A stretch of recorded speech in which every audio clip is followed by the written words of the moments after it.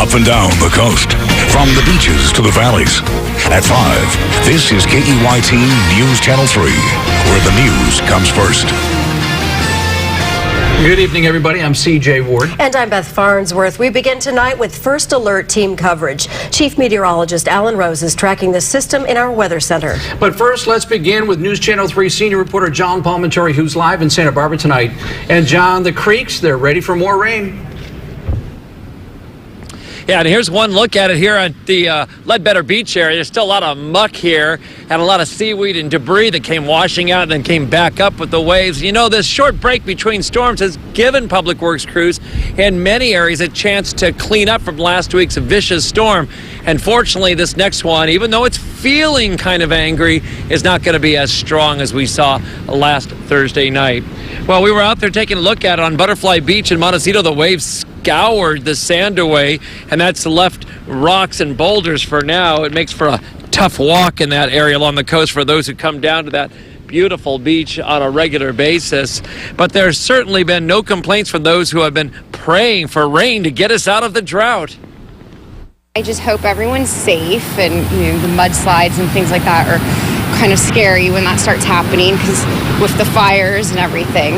Right. But we need this rain, so I think it's a blessing. East of Stearns Wharf, the dredging operation is pumping sandy water out to replenish the shores down the coastline. Nearby, a boat is buried up to its steering wheel from last week's storm. It's going to take some heavy equipment to get it out of its temporary graveyard.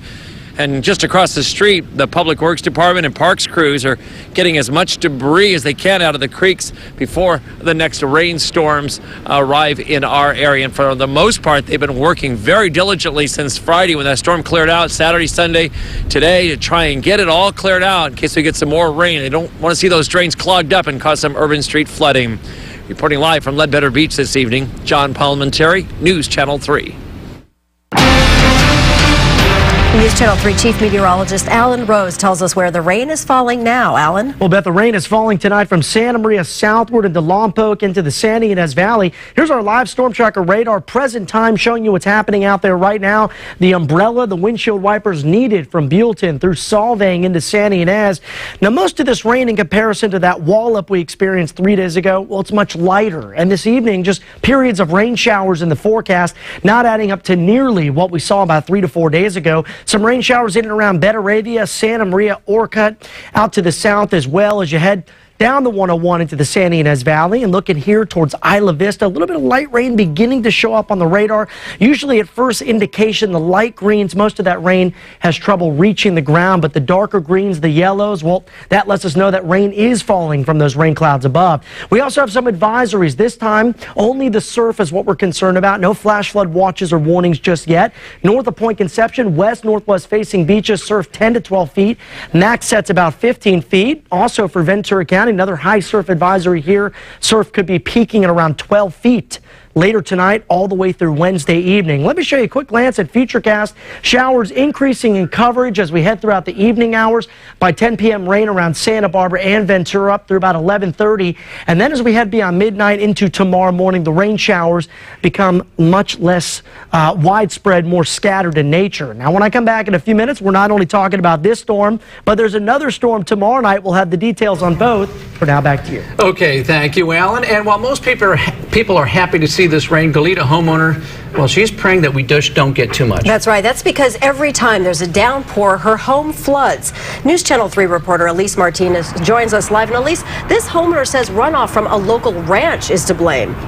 That's right, Beth. Corey Beveridge and her family don't sleep very much when it rains. The single mom of 4 lives on a home on the 6500 block of Camino Venturoso in Goleta.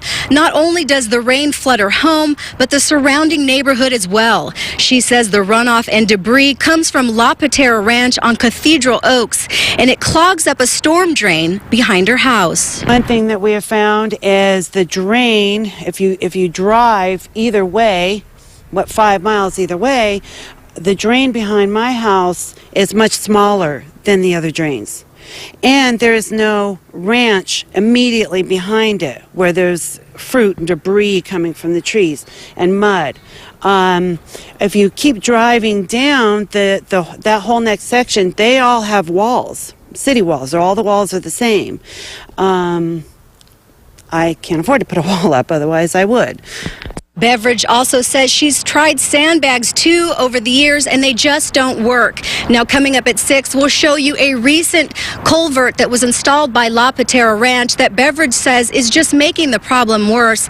Plus we'll have reaction from the city of Goleta and La Patera Ranch about the problem. Live in Santa Barbara, Elise Martinez, News Channel 3. Okay, thank you, Elise. And now to another problem spot. More concern tonight in that Camarillo Springs neighborhood, recovering from that massive mudslide. Now, mud and rocks destroyed more than 10 homes there and damaged several others last week. News Channel 3 reporter Kelsey Gerkins joins us live from Camarillo Springs. And Kelsey, the folks there are bracing for more trouble.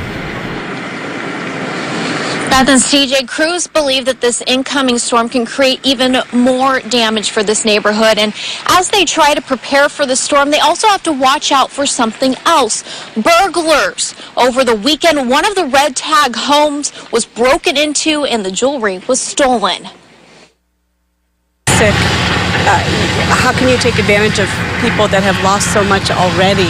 That just makes no sense to me at all. Makes you lose a little bit of faith in humanity. Detectives are looking for suspects after someone broke into one of these red-tagged homes and stole more than $11,000 worth of jewelry. I think it's a pretty rotten person would do something like that. And I'm a great believer in what goes around comes around. Ventura County Sheriff's Department said the burglary happened when the homeowners were forced to evacuate following a mudslide that made their home too dangerous to stay in. It was all mud, it was all rock, it was all devastation, and my heart just breaks. The previous storm brought down enough mud and rocks to actually reach the rooftops of several homes. In that mudslide, 10 homes were destroyed. The fear now is that there is so much rock and mud piled up here that the next storm could bring this down to additional houses. Crews are working day and night doing everything they can to prepare the hillside for the upcoming storm. While crews work to prevent further damage, homeowners are doing what they can to fix what has already been done. It's amazing what you can do now with paint and a little plaster. So I'm hoping that the frame of the house and whatnot won't be destroyed and we can repair. Now, at this time, there are no evacuation orders in effect, and the Office of Emergency Services is going to keep an eye on the weather and the situation on the hillside here to determine if any voluntary or mandatory evacuation orders will go into effect overnight. Reporting live in Camarillo Springs, Kelsey Gerkins, News Channel 3. CAL FIRE declared an end to the high fire season today. All fire restrictions in the Los Padres National Forest have been dropped thanks to all that rain we just got. That means campfires and charcoal barbecues are allowed in all areas right now, but a permit is still needed for campfires outside of designated areas. Now here's a quick look at the fire season we just had. CAL FIRE battled more than 5,500 wildfires. That was statewide. They burned nearly 91,000 acres. That's 1,000 more wildfires than an average year. Well, overall, we're off to a nice rainy season. Our fire danger has diminished, but we're still in a drought. Tonight, a look at the growing impacts of enduring nearly 4 years with little or no rain and the threat of a so-called mega drought. Will it win out over El Nino? Tune in as we take a closer look at our drought status and what's in store if the rains stop. Water Woes, it's an hour-long special airing tonight at 7 right here on News Channel 3. And you can track the storm yourself using our live interactive radar and see photo galleries of the wet weather simply by visiting KEYT.com.